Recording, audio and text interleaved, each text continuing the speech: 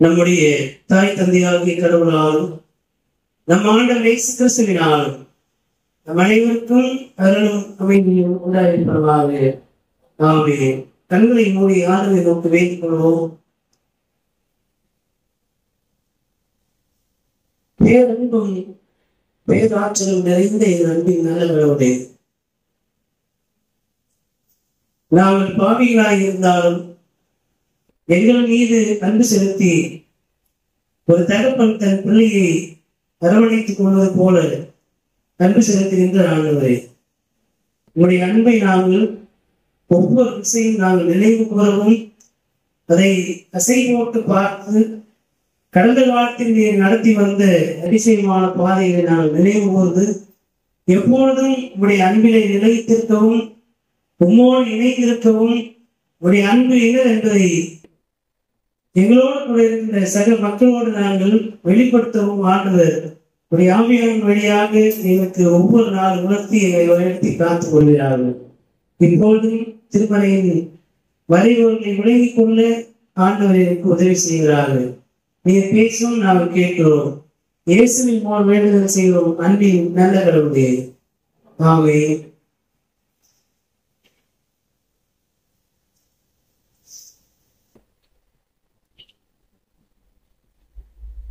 திருத்துவ திருநாளுக்கு பின்வரும் 3ஆம் ஞாயிறில் சொல்லப்படுகின்ற இந்த நாளிலே படித்து சிந்திக்கும்படியாக முன்குறிக்கப்பட்டுள்ள நற்செய்தி பகுதி தூய லூக்கா எழுதிய நற்செய்தி நூல் 15ஆம் பிரிவு திருவசனங்கள் 11 தொடங்கி 32 வரை அந்த பகுதியில் படிக்க அனைவரும் கவனமாய் கேட்போம்.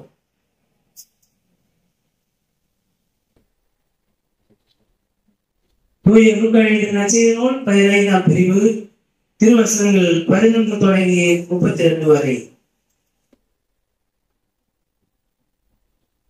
பின்னும் இயேசு சொன்னது, ஒரு மனிதனுக்கு 2 மகன்கள் இருந்தார்கள். அவர்களின் இளையவன் தகப்பனை நோக்கி, தகப்பனே, சொத்தில் எனக்கு வரும் பங்கை எனக்கு தர வேண்டும் என்றான்.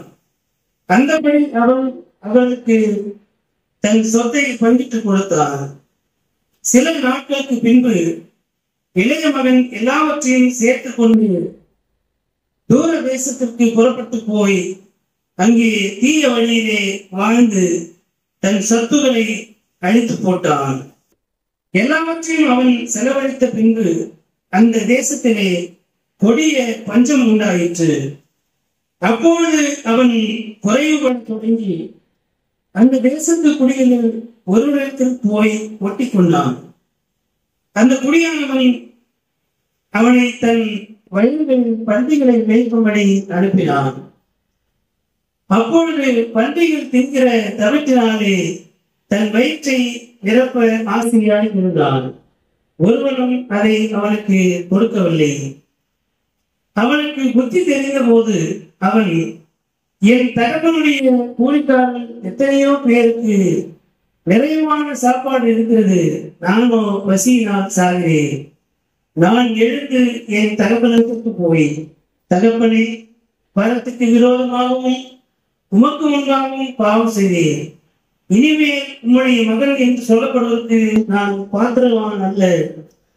உம்முடைய கூலிக்காரன் ஒருவனாக என்னை வைத்துக் கொள்ளும் என்றேன் என்று தனக்குள்ளே சொல்லிக்கொண்டு எழுந்து புறப்பட்டு தன் தகப்பனிடத்தில் வந்தான்.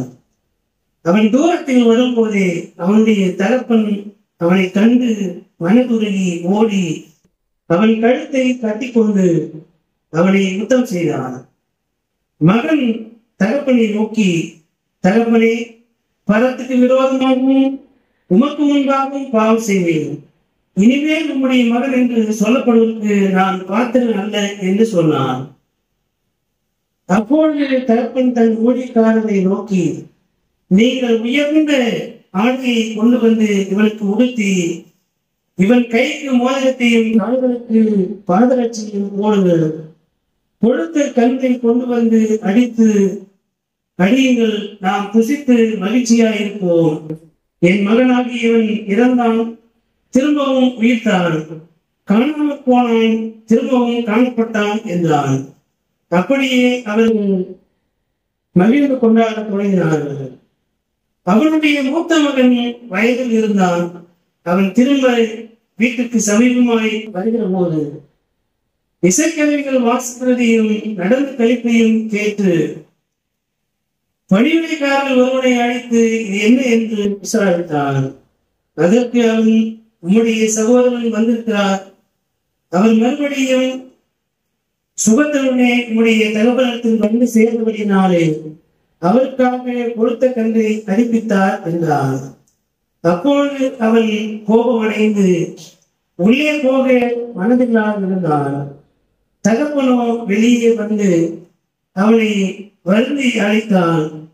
அவன் தகப்பனுக்கு பிரதியுத்தரமாக, இதோ இத்தனை ஆண்டு காலமாய் நான் உமக்கு பணிவிடை செய்து ஒரு காலம் உம்முடைய கற்பனையை மீறாதிருந்தும் என் நண்பர்களோட நான் மகிழ்ச்சியாயிருக்கும்படி நீர் ஒரு காலம் எனக்கு ஒரு ஆட்டுக்குட்டியையாவது கொடுக்கவில்லை. விலை மாதல் இடத்தில் உம்முடைய செல்வத்தை அழித்து போட்ட உம்முடைய மகனாகி இவன் வந்தவுடனே கொடுத்த கன்றை இவனுக்காக அடிப்பித்தீரே என்றான். அதற்கு தகப்பன், மகனே, நீ எப்போதும் என்னோடு இருக்கிறாய். எனக்குள்ளதெல்லாம் உன்னுடையதாய் இருக்கிறது. உன் சகோதரனாகி இவனோ மரித்தான், திரும்பவும் உயிர்த்தான், காணாமற் போனான், திரும்பவும் காணப்பட்டான். ஆனபடியினாலே நாம் சந்தோஷப்பட்டு மகிழ்ச்சியாக இருக்க வேண்டுமே என்று சொன்னான் என்றார் என்பதிலே வேத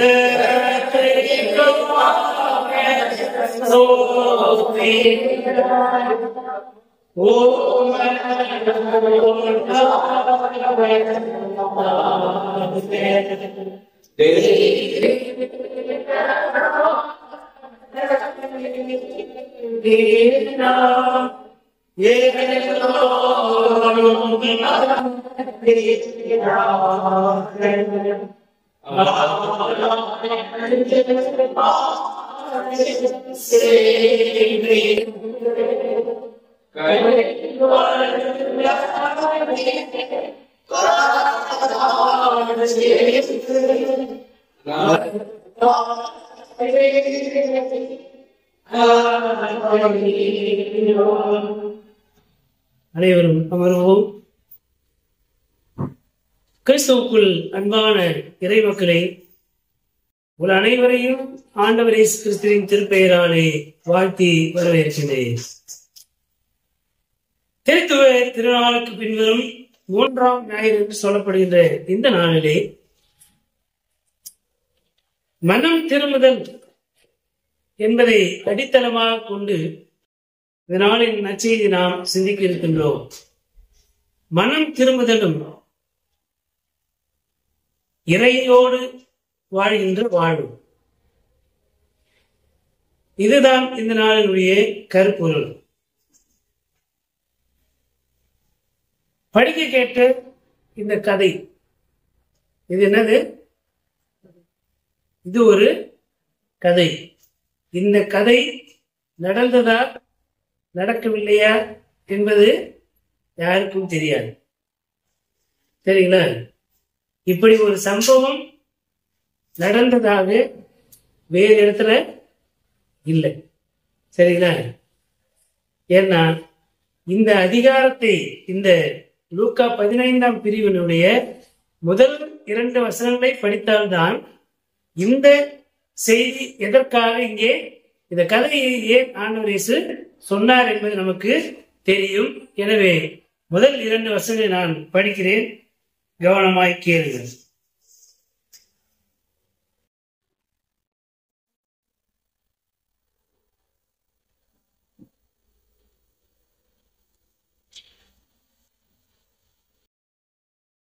சகல ஆயக்காரரும் பாவிகளும் அவருடைய வசனங்களை கேட்கும்படி அவரிடத்தில் வந்து சேர்ந்தார்கள். அப்பொழுது பரிசேயரும் வேதபாரகரும் முறுமுறுத்து, இவர் பாவிகளை ஏற்றுக்கொண்டு அவர்களோட சாப்பிடுகிறார் என்றார்கள். இந்த வசனத்தை படிச்சுட்டு அந்த கதையை படித்தால்தான் அது கதையா நடந்த நிகழ்வா ஏன் ஆண்டவர் சொல்லியிருக்கிறார் என்பதையே நாம் உணர்ந்து கொள்ள முடியும். ரெண்டு விதமான சமூகம் இருக்கிறது. எந்த இடத்துல போனாலும் ரெண்டு குரூப்பு இருக்கும். மினிமம் ரெண்டு குரூப் இருக்கும். ரெண்டு பேரா கூட இருக்கலாம். ரெண்டு நபர்கள் மாத்திரமே இருந்தாலும் அந்த இடத்துல ரெண்டு குரூப்பிசம் இருக்கும். தெரியுமா? ரெண்டு பேர் நண்பர்களா இருக்கிறாங்க. எல்லாவற்றிலும் ரெண்டு பேரும் பெர்ஃபெக்டா இருக்கிறாங்களா இருப்பாங்களா அப்படின்னா சொல்ல முடியாது. ஹெரிட்டேஜ் அண்ட் என்விரான்மெண்ட் என்று சொல்லி உளவியலிலே ஒரு மிகப்பெரிய தத்துவம் இருக்கிறது. ஒரு மனிதன் நல்ல குடும்பத்திலே பிறந்திருப்பார். ஆனால் அவர் வாழ்கின்ற சூழல் சமூகம் என்பது தீயதாக இருந்தால் அந்த மனிதனுடைய அந்த சுபாவமான பிறப்பில் இருக்கிற பண்பு, ஜென்ம சுபாவம் அப்படின்ற வார்த்தையெல்லாம் சமஸ்கிருதத்திலே சொல்றாங்க. பிறப்பினால் வருகின்ற பண்பு, சமூகத்தோடு வாழ்வினால் வருகின்ற பண்பு. இந்த ரெண்டு விதமான பண்புகளும் ஒரு மனிதனத்திலே இருக்கும். பிறப்பினாலே ஒரு நல்ல மரபிலே பிறந்திருப்பார். ஆனால் அவர் பழகுகின்ற நண்பர்கள், படிக்கிற இடம், வேலை செய்கிற இடம், இதெல்லாம் வேறு விதமாக இருந்தால் அந்த மனிதனுடைய நடத்தைகள் அந்த பிறப்பின் பண்பிலிருந்து மாறி சமூகத்தின் பண்பை அதிகமாக பிரதிபலிக்கின்ற சூழலிலே இப்படிப்பட்ட ஒரு தகவலுக்கு பிறந்த பிள்ளை இப்படி இருக்கிறாங்க சொல்ல கேட்கணும் இல்லையா? அப்போ பெற்றோர்கள் நல்லவர்களாக இருப்பார்கள். இந்த மகன் தவறான சமூகத்தை வளர்கின்ற போது, மகன் தவறான ஒரு நட்பு வட்டத்தில் இருக்கின்ற போது இந்த பிறப்பின் பண்புகள் என்பது மாறி இருக்கும். சில நேரங்களிலே பிறந்த முறை, பிறப்பின் வழிமுறை அப்படின்றது தவறாக இருக்கும். அதாவது பெற்றோர்கள் நற்பண்புகள் அற்றவர்களாக, தீய ஒழுக்கம் உடையவர்களாக, கணவனுக்கு மனைவி, மனைவிக்கு கணவனும் உண்மை இல்லாமல் இருப்பது, அல்லது இந்த சமூகம் எதையெல்லாம் ஒழுக்கு கேடானது என்று சொல்லுகிறதோ அவைகளெல்லாம் செய்கின்ற ஒரு பெற்றோருக்கு பிறந்த மகன் நல்ல ஒரு சூழலிலே வளர்க்கப்படுகின்ற போது அந்த மகன் நல்லவனாயிருப்பான். அவன் பிறந்த பிறப்பு சரியில்லை, ஆனால் நல்ல விதமாக வளர்ந்திருக்கிறான். மற்றவர்களுக்கு பயனுள்ளவனாக, ஆசீர்வாதமாக, நன்மை செய்கின்ற மனிதனாக வாழ்கிறான். ரெண்டு விதமான சாட்சிகள் பேசிக்கா இருக்கும். Heritage and heredity and environment. ஹெரிட்டேஜ்ல ஹெரிடிட்டி வழி மரபு, பிறந்த வழி, பெற்றோர்களுடைய பண்பை ரத்தத்திலே சீன்ல மரபணுவிலே தாங்கி நிற்பதுதான் ஹெரிடிட்டி. என்விரான்மெண்ட் என்பது சுற்றுச்சூழல், நாம் வாழ்கின்ற இந்த சமூகத்தினுடைய சூழல். இந்த ரெண்டுமே பொருந்தி போகக்கூடிய மனிதர்கள் இந்த உலகத்தில் மிகவும் குறைவானது. ஹெரிடிட்டி அண்ட் என்விரான்மெண்ட், பிறப்பும் சரியில்லை, சூழலும் சரியில்லை, ஆனாலும் ஒரு மனிதன் நல்லவனாக இருக்கிறார். பிறப்பும் நன்றான பிறப்பு, சூழலும் நன்றான சூழல் தான். ஆனால் ஏதோ ஒரு நிலையிலே ஒரு மனிதன் கெட்டவனாக இருக்கிறார். இப்படி ஒரு மனிதனை நம்ம திறனாய்வு செய்து பார்க்க, ஒரு மனிதனுடைய பண்பு நலன்களை திறனாய்வு செய்து பார்க்கிற போது பல்வேறு மனநிலையுடைய மக்கள் இந்த உலகத்திலே வாழ்ந்து கொண்டிருக்கிறார்கள். ஹெரிடிட்டி அண்ட் என்விரான்மெண்ட், மரபணுவும் சுற்றுச்சூழலும் எப்படி இருந்தாலும் கடவுளுக்கு ஏற்ற மகனாக மிகவும் பொருத்தமாக இந்த உலகத்திலே வாழ்ந்த ஒரே நபர் ஆண்டவர் இயேசு. இல்லையா? நீங்க பிறப்பது யாருனாலும் நம்ம ஒரு நம்பிக்கை வைத்திருப்போம். பிற சமயத்தவர்கள் பல விதமான கேட்கின்றனாக பேசுகின்ற சூழல் எல்லாம் இருக்கும். திருப்பாடல் 1 படிக்கிற போது முதல் வசனம் என்ன சொல்லுது? துன்மார்க்கருடைய ஆலோசனை நடவாமலும் வன்மையுடைய வழியில் இல்லாமலும் பரியாசக்காரர் உட்காரும் இடத்தில் உட்காராமலும் இருந்து ஆளுடைய வேதத்தில் பிரியமாயிருக்கிற மனிதன் வாக்கியவான். அப்போ பரியாசக்காரர்களோடும் பாவிகளோடும் துன்மார்க்கரோடு இருக்கிறவன் பாவியான மனிதன். நீங்க அந்த வசனத்துக்கு இங்க வந்து பார்த்தனா ஆண்டு அப்படி முற்றிலுமா மாறிப்பார். தங்களை தாங்களே நீதிமான்கள் என்று எண்ணிக்கொள்கின்ற மக்களோடு ஆண்டு பெரும்பாலும் இருக்க மாட்டார். கடவுளுடைய நீதியை உயர்த்தி நான் பாவினான், ஆனால் கடவுளுடைய இரக்கத்தினாலே அன்பினாலே நான் இன்னமும் உயிர் வாழ்கிறேன். எனவே என்னுடைய நீதி அடுக்கும் கல்லையுமாய் இருந்தாலும் கடவுளுடைய நீதி மாசற்றதாய் இருக்கிறது என்று கடவுளுடைய நீதியை உயர்த்தி பிடிக்கின்ற மக்கள் தங்களுடைய வாழ்வியல் முறையிலே இந்த சமூகத்தில் பாவியலாக ஒழுக்கமற்றவர்களாக இருந்தாலும் அவர்கள் கடவுளுடைய அரசுக்கு மிகவும் நெருக்கமானவர்கள் ஏற்புடையவர்களாக இருக்கிறார்கள் என்பதை நாம் இயேசு கிறிஸ்துவின் பார்வையிலிருந்து இயேசு கிறிஸ்துவின் அணுகுமுறையிலிருந்து நாம் கற்றுக்கொள்வதற்கு அழைக்கப்படுகிறோம். துன்மார்க்கருடைய ஆலோசனையில் நடவாமல் பாவிகளுடைய வழியில் இல்லாமல் பரியாசக்காரருடைய கூட்டத்திலே உட்காராமலும் இருந்தால் அவர் பாவிவர். ஆனால் இயேசு அங்கேதான் இருக்கிறார். இயேசு இந்த உலகம் பாவிகள் என்று சொல்லுகின்ற மக்களோடு தான் இருக்கிறார். அவர்கள் வாழ்கின்ற சூழல் பாவம் நிறைந்த சூழல், ஆனால் இயேசு பாவமற்றவராய் இருக்கிறார். ஏன் அப்படின்னா அவர்களை பாவத்திலிருந்து மீட்டெடுப்பதற்காக அவர்கள் தங்களை தாங்களே நீதிமான என்று சொல்லிக் கொள்கிறவர்கள் புறந்தளிக்கிறார்கள்.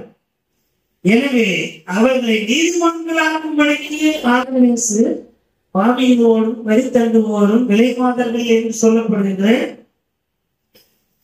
நீங்க பழைய மொழிகளிலே பேசித்தான் என்ற வார்த்தை விபச்சாரம் என்று சொல்லப்பட்டது. நம்ம பொதுவாக பேசும்போது சொல்லுவோம், ஒரு பெண் விபச்சாரத்தில் ஈடுபட்டால் அவரை விபச்சாரத்துக்கு ஈஸியா சொல்லிடலாம். அந்த பெண்ணை விபச்சாரத்துக்குள்ள ஈடுபடுத்தினாங்க அவனுக்கு என்ன இந்த சமூகம் பேர் வச்சிருக்கு. தான் எவ்வளவு பாவம் செய்தாலும் அவனை ஒரு பாவி என்று இந்த சமூகம் சொல்வது கிடையாது. அந்த அளவிற்கு இந்த சமூகத்தை ஆதரிக்கும் என்பது இருக்கிறது. இவைகள் ஒரு புறம் இருக்கு. இந்த சமூகம் விலைமாதர்கள் என்றும் பணத்துக்காக இந்த விபச்சாரம் என்ற செயலிலே ஈடுபடுத்தப்படுகின்ற பெண்களைத்தான் ஆண்டவர் முன்னிலைப்படுத்தினார். இந்த சமூகம் அவர்களை பாவி என்று சொல்லியிருக்கிறது. ஆனால் அவர்களை நீதிமான்கள் ஆக்கும்படிக்கு ஆண்டவர் இயேசு அவர்களோடு தன்னுடைய வாழ்நாட்களை அதிகமாக செலவிடுகிறார். அந்த மக்களை இந்த சமூகத்தினுடைய அடிமைத்தனங்கள் புறந்தல்கள், இந்த சமூகம் அவர்கள் மீது திணிக்கின்ற அவமானங்கள் நிந்தைகளிலிருந்து அவரை விடுவிப்பதற்காக ஆண்டவர் இந்த சமூகம் பாவிகள் சொல்லிய மக்களோடு தம்மை அடையாளப்படுத்திக் கொண்டார். அதை பார்த்து தங்களை தாங்களே நீதிமான்கள் என்று சொல்லிக் கொள்கிறார். அவர் நீதிமான்கள் கிடையாது. அதான் இருக்கிற செய்தி. ஒருவர் எப்பொழுது நேர்மையாளர் ஆகிறார் என்றால், எப்பொழுது ஒரு மனிதர் கடவுள் மீது நம்பிக்கை வைத்திருக்கிறாரோ அப்பொழுதுதான் அவர் நேர்மையாளர்.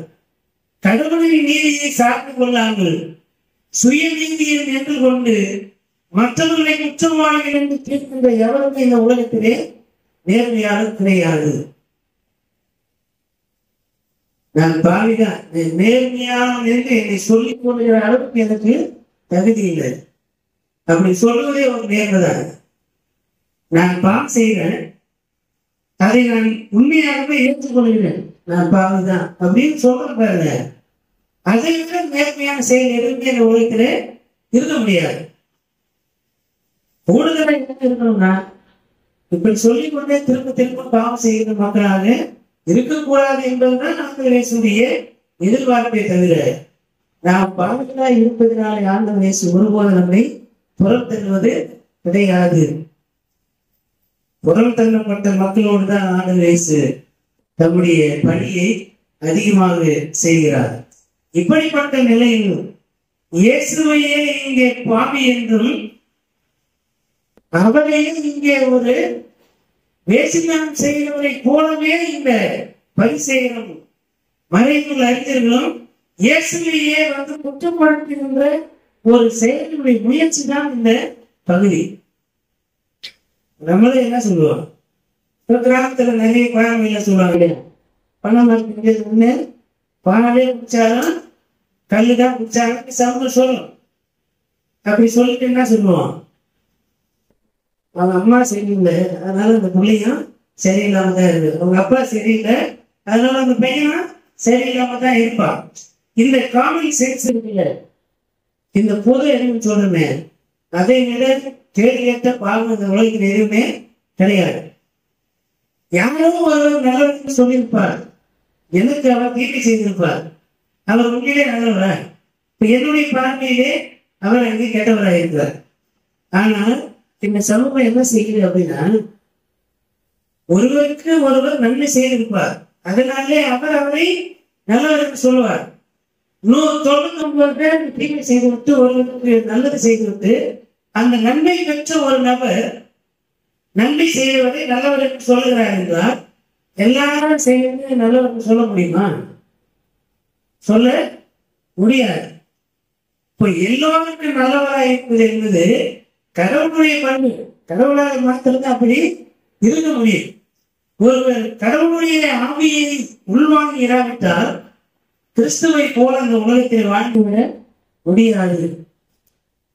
ஆகவே இங்கே பரிசேயர்களும் மறைநூல் அறிஞர்களும் பாவிகளோடு இயேசு இருப்பதனாலே இயேசுக்கு என்ன பட்டம் கொடுக்க அவர்கள் முயற்சிக்கிறார்கள். பாவி, அதுதான் அவங்களுடைய நோக்கம். பாவிகளோடு இவர் உணவருகிறார் என்றால் இவர் பாவியாகத்தான் இருப்பார். இவர்களும் எங்களிடத்தில் வந்துதான் தலைமை ஆசாரியனாக இருக்கிற ஆசாரியர்களாக இருக்கிற எங்களுக்கு வந்து இவரும் பாவம் மன்னிப்பு வாங்கணும்.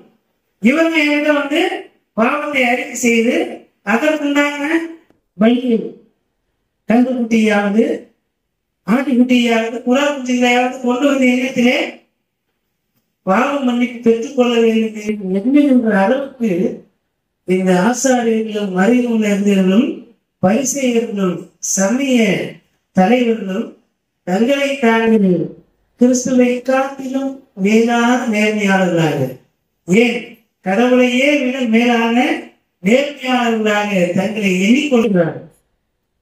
அப்படிப்பட்ட மனிதர்களுக்குத்தான் இயேசு இந்த ஓவியை சொல்கிறார். என்ன சொல்றாரு? ஒரு தகப்பனுக்கு 2 பிள்ளைகள் இருந்தார். யூதர்கள் என்ன சொல்கிறார்கள்? நாங்கள் ஆபிரகாமின் வழிமறந்த, நாங்கள் வாக்களிக்கப்பட்டவர்கள், நாங்கள் வாக்குத்தத்தத்தின் பிள்ளைகளாக இருக்கிறோம்.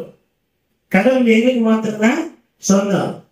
பிற இனத்தவர்களாக நீங்கள்லாம் கோயிலுக்கு வெளியே இருங்க என்று எருசலேம் ஆலயத்திலே காலம் காலமாக யூதர் அல்லாத மக்களுக்கு எதிராக ஒரு ஒடுக்குமுறை என்பது இருந்தது. அந்த ஒடுக்குமுறையை இயேசுவின் மீது அவர்கள் திரிக்க நினைக்கிறார்கள்.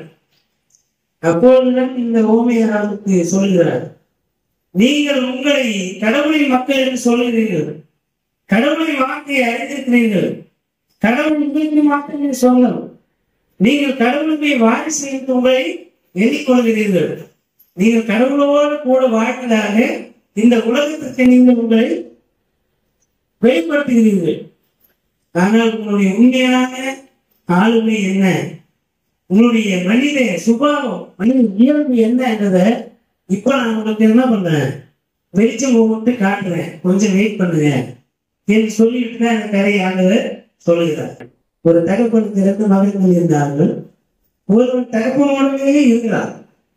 ஒருவன் தன்னுடைய செல்வத்தை பிரித்துக் கொடுக்கும்படி கேட்கிறான், அதை பிரித்துக் கொண்டு போகிறான்.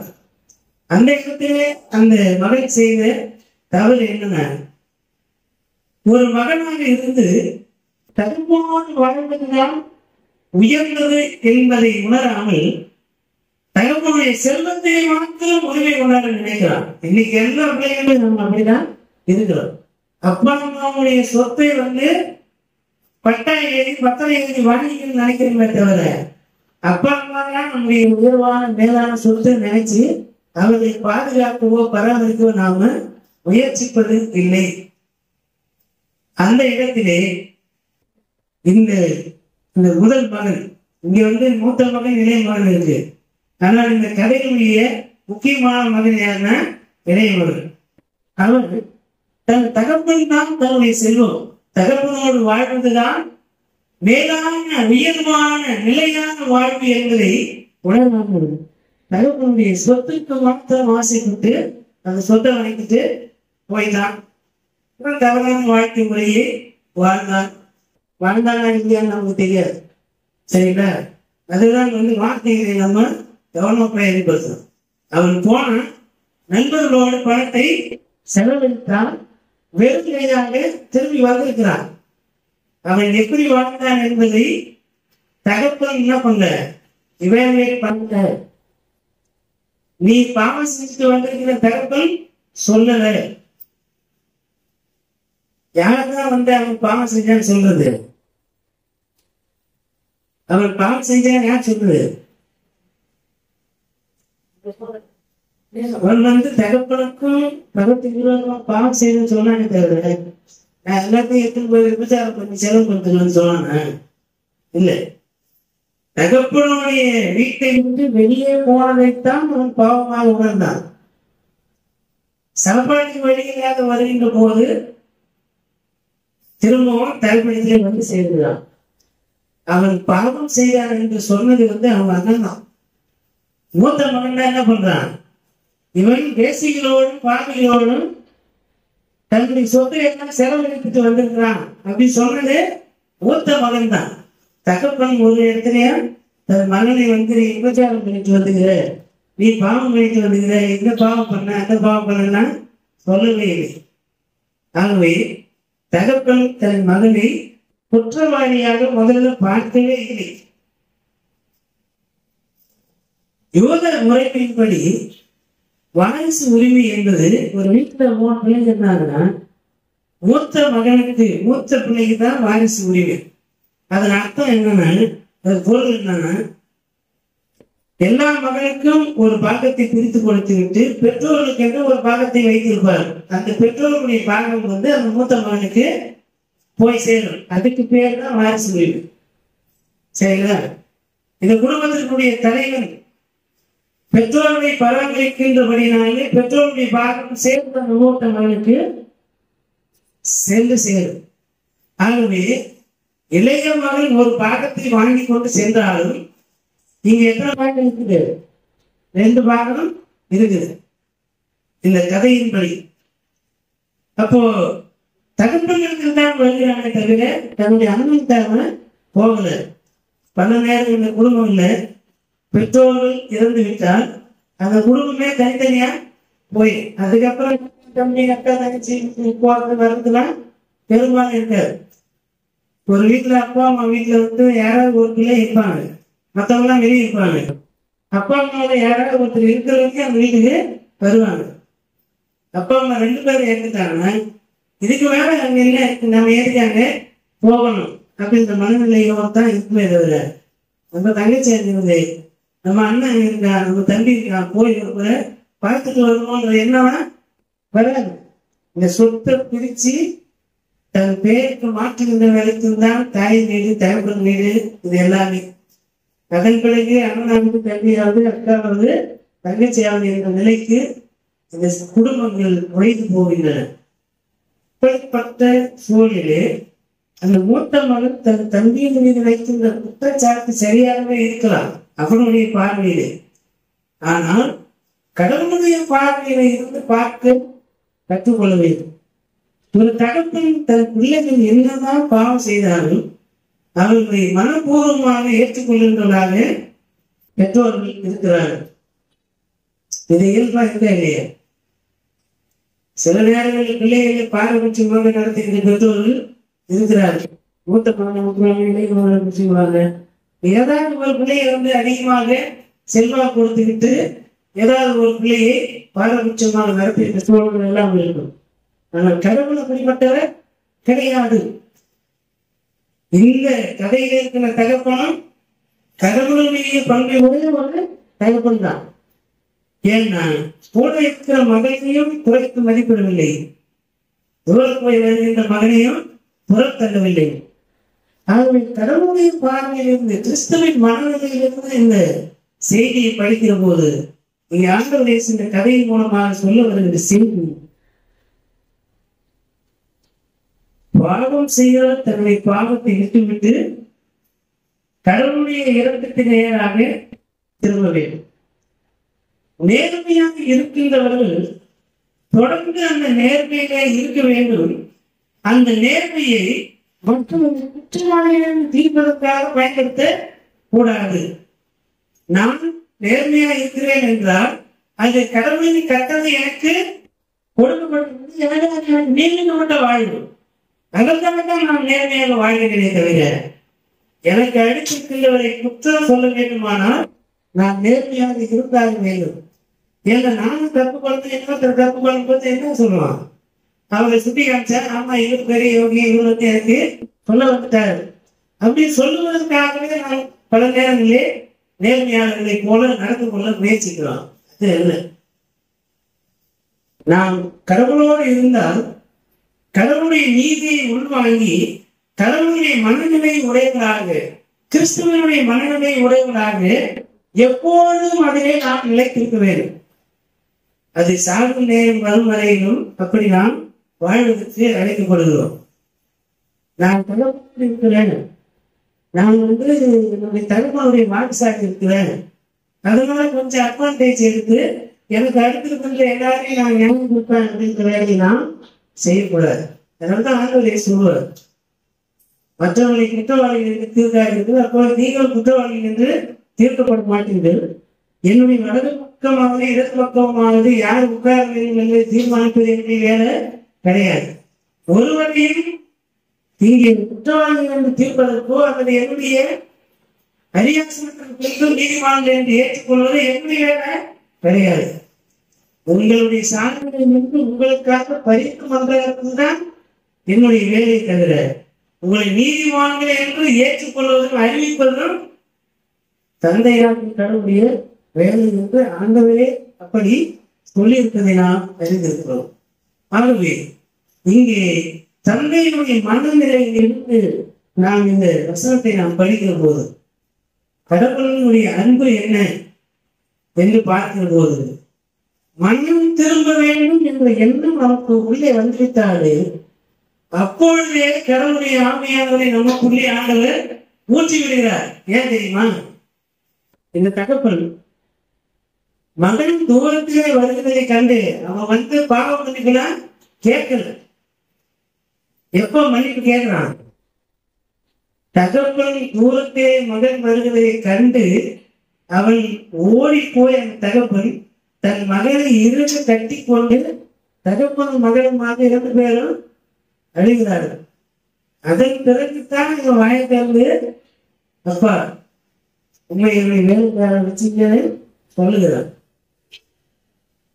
அப்போ அந்த தகப்பன் என்ன செய்யறாரு, பதிகளை ஆட்களை அழைத்து அவனுக்கு நல்ல ட்ரெஸ் போடுங்க, நல்ல உடை போடுங்கள், மோதிரத்தை அணிவீர்கள். மோதிரத்தை அணிவித்தல் என்றால் என்ன,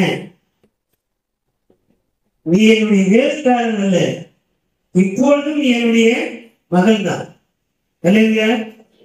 நாம் எத்தனை பாவம் செய்தாலும் நாம் மனம் திரும்பி ஆண்டவரத்திலே வருகின்ற போது ஆண்டவர் நம்மை வேலைக்காரர்களாக அல்ல தம்முடைய பிள்ளைகளாகவே அரவணைத்துக் கொள்கிறார் என்பதுதான் இந்த வசனத்தினுடைய செய்தி.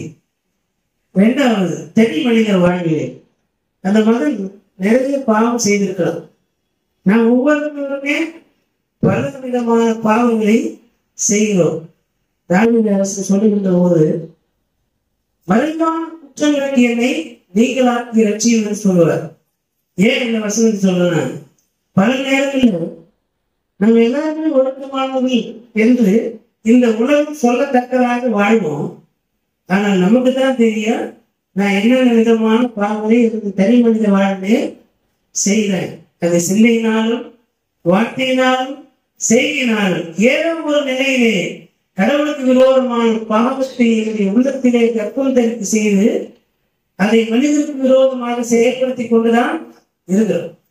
அப்படிப்பட்ட நிலையிலே மறைவான பாவம் என்று நமக்குள்ளே இருக்கும். ஆனால் தகப்பன் நம்முடைய மறைவான பாவங்களை அது தொடர்ந்து நமக்குள்ளே இராதபடிக்கு அதை நம்மை விட்டு அகற்றுவதற்காக நம்முடைய தூய ஆவியானவரை அந்த அரவணைப்பு இருக்குல்ல, அணைத்துக் கொள்ளுதல் என்பது இந்த பாவங்கள் எல்லாம் வந்து பள்ளியை போன முன்னேற்றத்தில் நான் என்ன பண்ணிட்டேன், விலகிட்டேன். அன்பு சகல பாவங்களையும் போடும், திரளான பாவங்களை போகின்ற ஆற்றலுடையதாக அன்பு இருக்கிறது. ஆகவே இங்கே தகவல் அணைத்துக் கொண்ட போது இந்த அணைத்துக் கொள்வதற்குள்ளாக இருக்கின்ற அந்த இடைவெளி செய்திருந்தானா நான் பாவம் செய்தேன். இப்போது மனம் திரும்ப விரும்பி மனம் திரும்பிட்டேன். இப்போது நான் அதை போய் கன்ஃபெஷன் பண்ணணும். நான் உலகத்திலே பாவம் செய்திருக்கிறேன். இப்போது நான் ஆலயத்தில் போய் ஆலயத்திலே என்னுடைய பாவங்களை அறிக்கை செய்ய போறேன். அப்படி நினைத்து அந்த பயணத்தை தொடங்குகின்ற போதே கடவுள் தம்முடைய ஆவியானவரை அனுப்பி இடையில வந்து பிசாசானவன் மீண்டும் நம்மை ஆட்கொள்ளாதபடிக்கு இந்த தகவல் எப்படி தூரத்திலே தன் மகன் வருவதை கண்டு ஓடி போய் அரவணைத்துக் கொள்கிறார்கள்.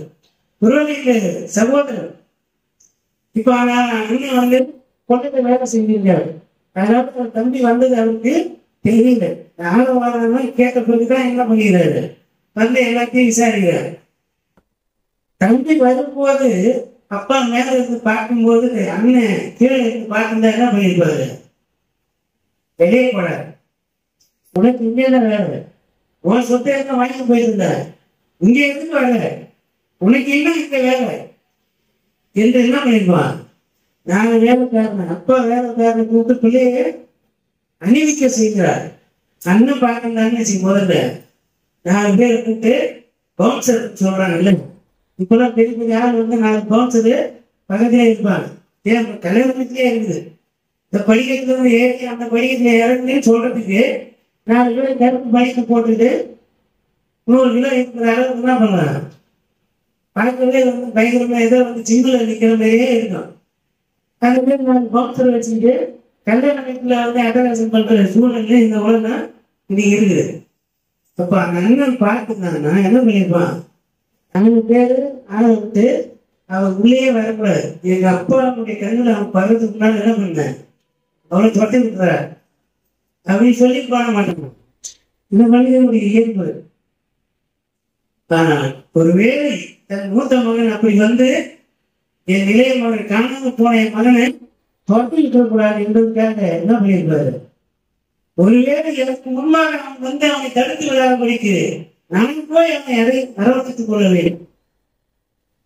கடவுளாகிய ஆண்டவர் பாவத்திற்கு நான் வெளியேறி அவரோடு அவரிடத்துல வந்து அறிக்கை பண்ண வருகின்ற போது பிசாசானவன் இப்போ அப்படித்தான் வந்து நம்ம என்ன பண்ணுவாங்க, ஏதாவது ஒரு சித்திரத்தை உண்டாக்கி திரும்பவும் நாம் கடவுளோடு சேரக்கூடாதபடிக்கு தடுத்து விடுவான்.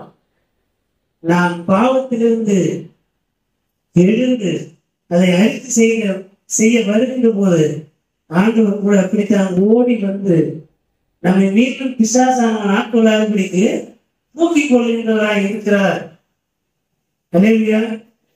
இந்த உன்னதமான அன்பை உணர்ந்து கொள்வதற்கு தான் இந்த நாளிலே அழைக்கப்படுகிறது. மனம் திரும்ப விருப்பம் இல்லாத 99 நீதிமான்களை அல்ல, மனம் திரும்புகிற ஒரே பாதை நிமித்தம் பரலோக ராஜ்யத்தில் மகிழ்ச்சி உண்டாயிருக்கும் என்று சொல்லி ஆண்டவரை சிறு முன்னாள் கதையில சொல்லுவோம். காணாமல் போன 9-10 காசுல அந்த 1 காசு எவ்வளவு வேலைன்னா கையில் இருக்கிற 9 காசுல அந்த 1 காசு வேலை. ஏன்னா ஒவ்வொரு காசும் காணாமல் போச்சுன்னா 10 இல்லாம போயிடும். அப்போ 1 காசு தொலையும் போது அதை தேடுகின்றது அக்கறை, அந்த பொறுப்பு, அந்த வேலைகளை வந்து வேலை பண்றது. பிள்ளைகளை எல்லாரையுமே வந்து கடவுளுடைய நீதியை நடத்துவதற்கு நாம் எப்பொழுது கவனமா இருக்கணும். இந்த தகப்பன் 2 பிள்ளைகளையுமே மாடரேட்ட கடவுளுடைய அரசுக்கு ஆயத்தப்படுத்துகிறார். ஒருவன் பாவம் செய்து மனம் திரும்பி வந்திருக்கிறான். ஒருவன் இப்பொழுதுதான் பாவத்துல விழுகிறான். என்ன பண்றான்? தன்னுடைய சொந்த சகோதரனை வேசியிடத்துக்கு போனான் என்று சொல்லி ஒரு மிகப்பெரிய குற்றச்சாட்டை சுத்தி யார் இருக்கிறாங்க? அவங்க யாருக்கும் இருந்திருப்பாங்க. அப்பா இருக்கிறாரு, கூட அவனை அழகுபடுத்தின வேலைக்காரனா அவங்க இருந்திருப்பாங்கல்ல. அப்ப தன் சொந்த சகோதரன் என்ன பண்ணிடுறேன்? பல நேரத்துல குறைகிற மக்கள் மத்தியிலே ஏதோ ஒரு நிலையிலே நாம் மிகவும் அவமானத்திற்குள்ளாக்குகிறோம். யாரையுமே அப்படி குரல் கூடாது என்பதுதான் கிறிஸ்துவின் மனநிலை. இல்லையா? யாரையுமே நாம் அற்பமாய் எண்ணக்கூடாது. யாரையுமே நாம் குற்றவாளி என்று தீர்க்கக்கூடாது.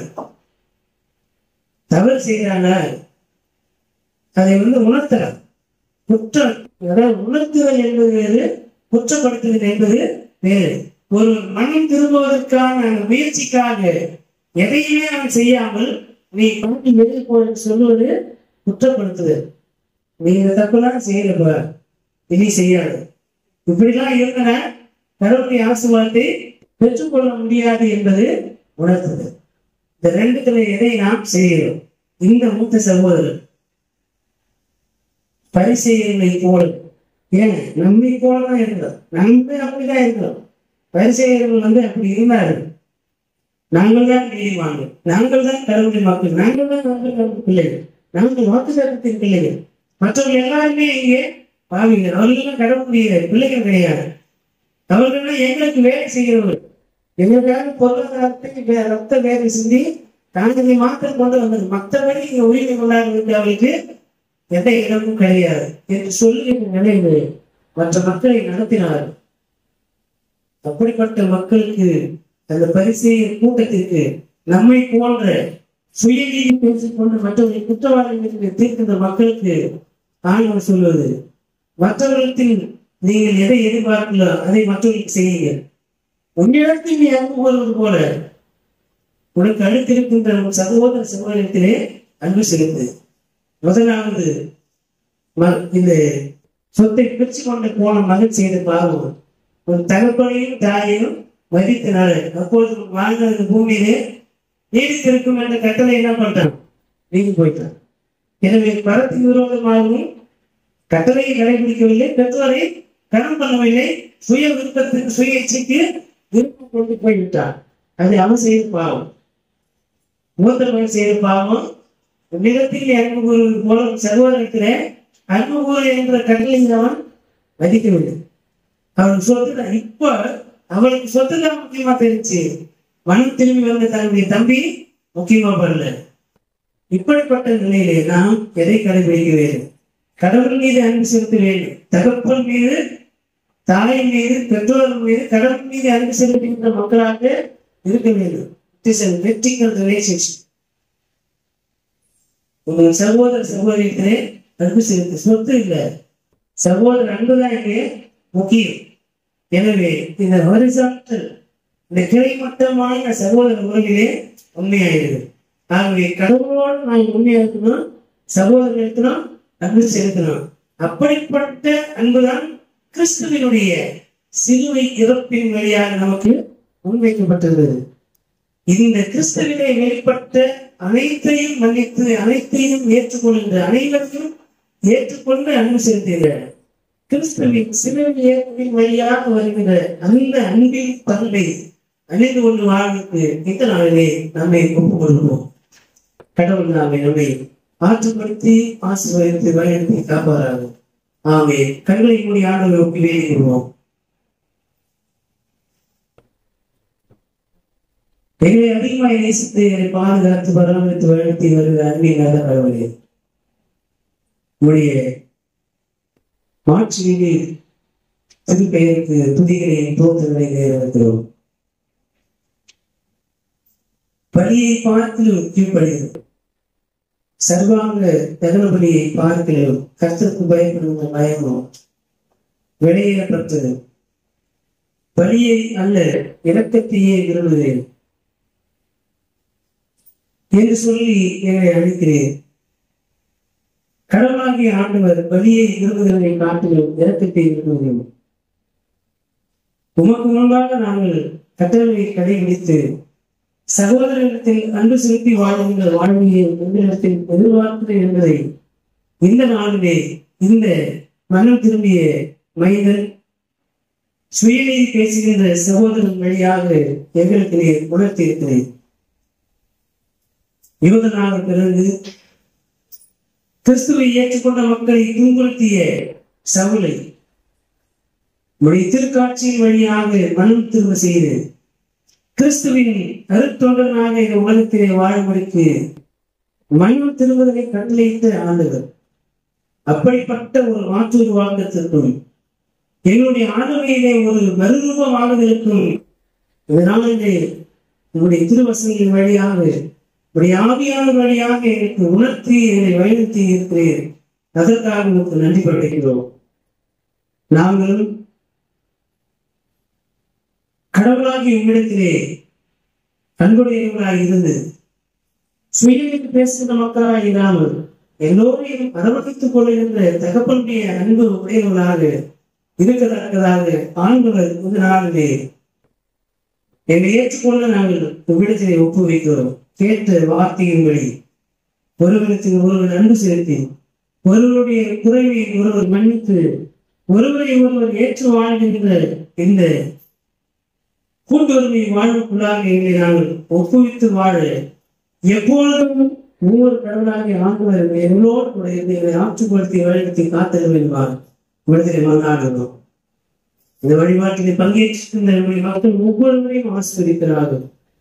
வந்திருக்கின்ற ஒவ்வொருவருடைய வாழ்விலும் அற்புதங்களையும் அடையாளங்களையும் செய்து எப்போதும் இடையாக வாழ்வதற்கு பாவம் எங்களை ஆட்கொள்ளாதபடிக்கு என்று காத்தல் மன்னாடுகிறோம்.